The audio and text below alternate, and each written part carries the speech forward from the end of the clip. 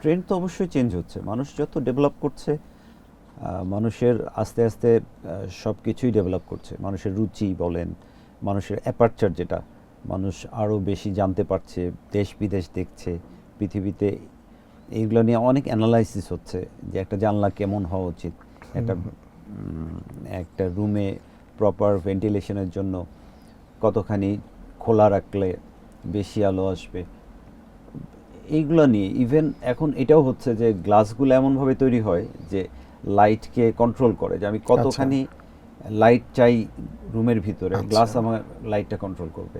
তো এখন আসলে বিল্ডিং যে ইন্ডাস্ট্রি, এটা অনেক ডেভেলপ করে গেছে। মানে আগে হয়তো এত রিসোর্সও ছিল না, এত রিসোর্সও ছিল না, মানুষ এত কিছু জানতো না। এখন আস্তে আস্তে এগুলো মানুষ জানছে এবং সেভাবে ইউজ করছে, বা আস্তে আস্তে ডেভেলপ হচ্ছে। মানুষের প্রয়োজনীয় জিনিসপত্র। অমন ভাই, আপনি যেটা বলছেন যে বাংলাদেশ একটা ডেভেলপিং কান্ট্রি, এখানে প্রচুর কাজ হচ্ছে, যত না একটা প্ল্যান্ড ওয়েতে কাজ হচ্ছে, আনপ্ল্যান্ড ওয়েতে বা মানে যত্রতত্র কিছু, যেমন ঢাকা শহরের বাইরে যদি আপনি যান, মফস্বল শহরগুলোতে প্রচুর ঘরবাড়ি হচ্ছে যেগুলো কোনো প্ল্যান নাই বা ইয়ে নেই।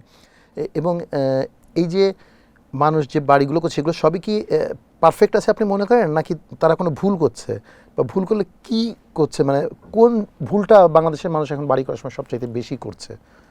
আমাদের দেশের একটা খুব বড় অসুবিধা আছে, সেটা হচ্ছে যে জায়গা আমাদের কম, মানুষ বেশি, কাজে মানুষের প্রয়োজনটা বেশি। হ্যাঁ, এখন আমার একটা ছোট 3 কাঠার প্লট আছে বা 2 কাঠার প্লট আছে ঢাকার বাইরে।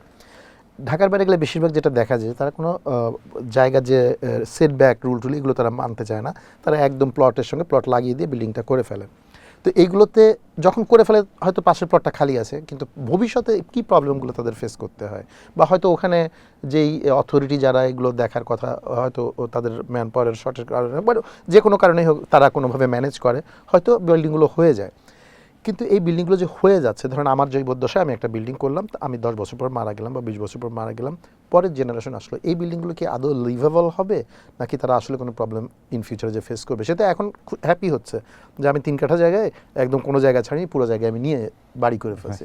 আসলে কি এটা তার জন্য কি লাভ হয় না লস, বা কি? না, অবশ্যই লস হয়, কেননা যখন একটা বাসা করি আমরা, একটা আর্কিটেক্টের কাছে যাই বা যারা জানে তাদের সাথে আলোচনা করি, তখন তারা স্পেসগুলোকে প্রপারলি ইউটিলাইজ করে তারপরে একটা জিনিস করে। এখন আপনি 3 কাঠা জমি, তার মানে 2160 স্কোয়ার ফিট। এখন আমি 2160 স্কোয়ার ফিটের মধ্যে যদি 2100 স্কোয়ার ফিটের একটা বিল্ডিং করে ফেলি, আমার ভেন্টিলেশন হবে না।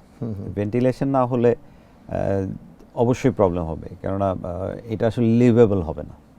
অ্যাকচুয়ালি লিভেবল হয় না, মানে হয়তো আমি ভাবছি যে আমি বেশি গেইন করছি, কিন্তু আমি আসলে লস করছি, কারণ আমার প্রপার ভেন্টিলেশন নাই, প্রপার নড়াচড়ার জায়গা নাই, বা এখানে যে আমার আদার মানে ফিউচারে মেইনটেনেন্সের জন্য প্রবলেম তৈরি করবে।